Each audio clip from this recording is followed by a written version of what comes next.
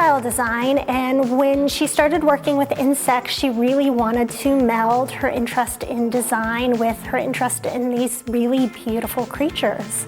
And so she's created this immersive space where you can walk in and really experience firsthand how beautiful and exciting insects really are.